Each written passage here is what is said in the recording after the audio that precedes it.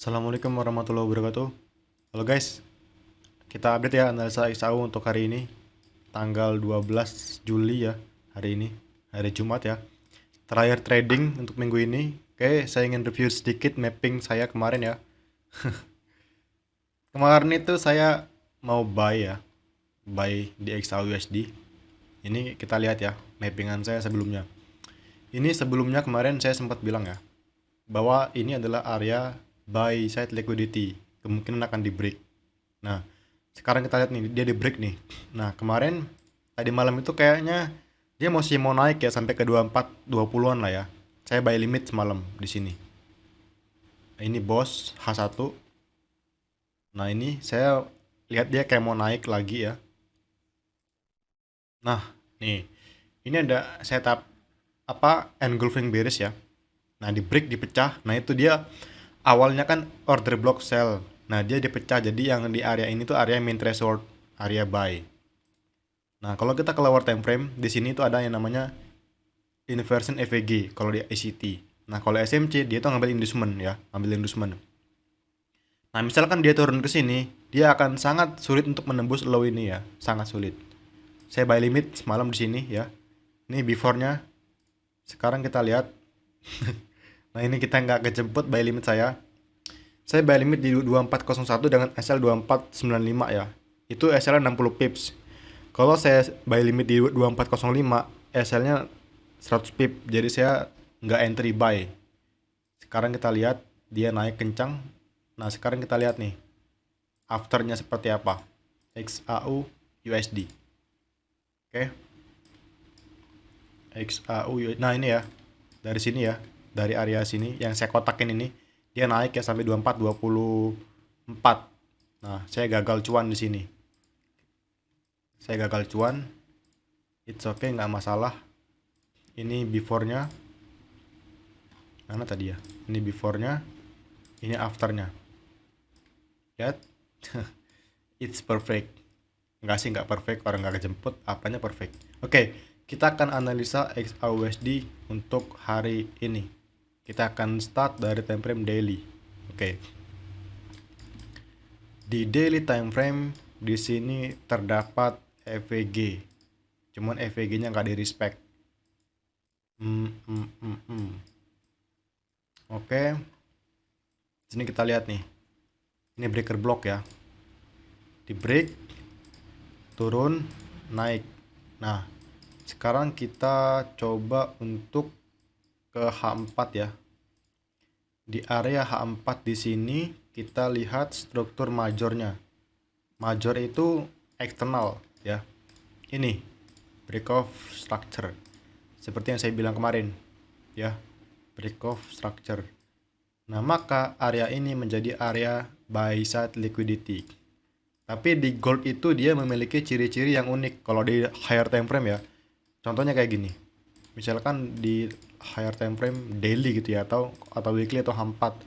Dan dia ketika sampai ke sini itu dia respect dulu. Respect dulu. Turun dikit baru dia nembus. Itu kalau di gold. Kalau di gold ya.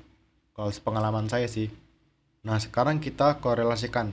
Saya mau cari sell di area ini ya, di area ini, atau lebih lagi, atau misalkan dia ketembus ya dan belum muncul konfirmasi, kita menunggu setup setelah dia nembus. Nah, baru kita cari sell ya. Kenapa? Karena ini adalah area vital. Apa itu vital? Jadi gini, dalam struktur market ya, saya ulang sini ya, struktur market seperti ini. Ketika terjadi change of character ya, atau break of structure seperti ini. Nah, ini ya, ini kan high ya, buy side liquidity. Nah, dia di break. Nah, dia pullback nih. Dia ketika high ini di break, sejauh apapun dia naik, dia pasti akan turun dulu gitu ya, turun. Nah, sekarang ini zonanya dia masih di sini nih, Nah, di sini area buy side liquidity. Jadi ketika dia naik, boom, dia akan turun lagi ke sini. Nah, sekarang kalau di gold itu kayak gitu dia polanya. Kalaupun dia naik, dia akan turun lagi nih. Karena ketika dia naik, Maka di sini kita bisa ukur nih Fibonacci-nya dari sini ke sini. Misalkan high-nya di sini mentok di sini ya, atau di sinilah, atau di sini. Nah, dia akan pullback lagi ke OTI, turun lagi ke OTE. Nah, seperti itu. Nah, ini market structure, algoritma market structure seperti itu. Contoh ya, kita contohkan dulu ya, sebelum kita masuk analisa biar teman-teman nalar. Oke, sini kita lihat. Dari mana ya? Dari sini aja nih. High ini di break. Nah, paling enggak dia tuh baliknya ke area RBS. Nah, di sini. Oke. Nah, high ini di break. Dia pullback sampai sini, pullback sampai sini. High ini di break. Ya. Dia nge-break, pullback sampai sini. Nah, paling enggak tuh area RBS. Kalau misalkan kita punya misalkan di daily nih, di daily kita punya misalkan kita buy di sini ya, buy di sini nih. Nah, terus kita ke plotting nih, ke plotting. Nah, itu kalau saya ya, kalau lotnya kecil saya hold. Meskipun dia naik 300 pip, saya hold. Tetap saya hold. Ntar ketika muncul di atas setup sell baru saya layer sampai ke area entry. Nah, gitu. Nah, gitu itu trik ya. Trik kalau kita tradingnya nggak pakai SL, tapi terlalu berisiko. Oke, kita akan ulang analisa untuk hari ini. Untuk hari ini kan bos H4 ya. Nah, ini area demand. Area demand. Nah, ini adalah area change of character ya. Ini change of character H4 internal. Kenapa internal? Di sini kita lihat di sini adalah break of structure terakhir di sini. Bos terakhir di sini. Ya. Lalu sini kita lihat. Jadi untuk area di sini masih sangat mungkin dia untuk turun. Karena di sini adalah inducement H4 ya, ini inducement H4. Internal ya, tapi ya internal. Oke, internal. Turun ngambil inducement lalu naik.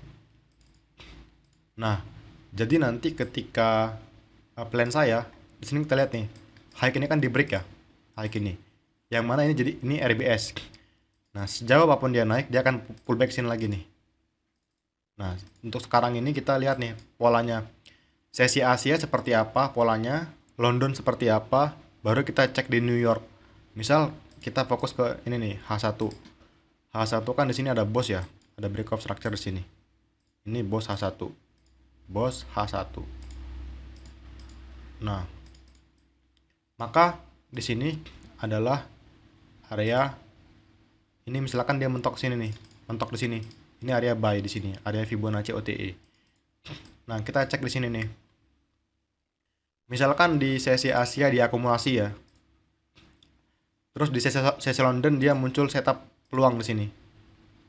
Atau New York dia naik lagi nih. Nah, kita cari sell di New York. Misalkan Asia dia akumulasi, London kita cari sell. Kalau misalkan sell nggak muncul, kita biarin dulu. New York baru cari sell. Nah, gitu ya. Nah, di sini kita lihat nih, kenapa saya cari sell? Karena ini terjadi bos ya. Dan ini pasti dimitigasi lagi di sini, karena ini adalah area RBS. Nah, dia pasti akan turun ke sini lagi. Pasti itu. Nah, kalau kita cek di sini ada peluang di sini, di area sini nih. Misalkan dia sampai sesi Asia dia naik ya, misalkan Asia dia naik. Asia dia naik ya, bukan sideways. Asia naik, London naik, New York cari peluang apa sell, konfirmasi sell. Nah, seperti itu. Jadi peluang saya yang saya marking ada dua. Di mana aja? Di sini. Ini kan bos ya, breakout structure. Misalkan dia mentok di sini nih tuh, naiknya nih. Jadi ini area buy saya. Karena ini hari Jumat itu pergerakannya sangat sakral ya, sangat liar ya. Jadi hati-hati ya. Menurut saya Jumat ntar malam pergerakannya kenceng ini, entah dia ke atas atau ke bawah. Kalau sekarang ini saya belum entry ya, karena takutnya ini jadi base. Base gimana? Naik terus jadi base terus naik lagi. Nah, jadi saya belum berani masuk di sini, belum berani.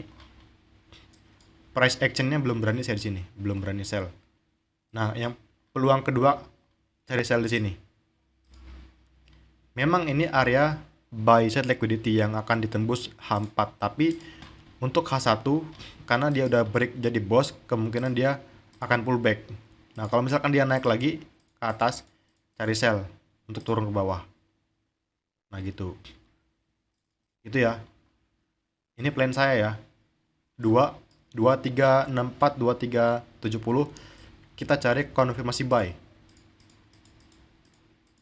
Nah, area 24 40-an kita cari sell. Nah, untuk sekarang ini saya skip dulu. Asia kemungkinan dia sideways akumulasi. Jadi saya skip untuk sesi Asia. Oke. Itu ya guys ya untuk pandangan saya hari ini untuk market XAUSD. Oke. Saya akhiri. Assalamualaikum warahmatullahi wabarakatuh.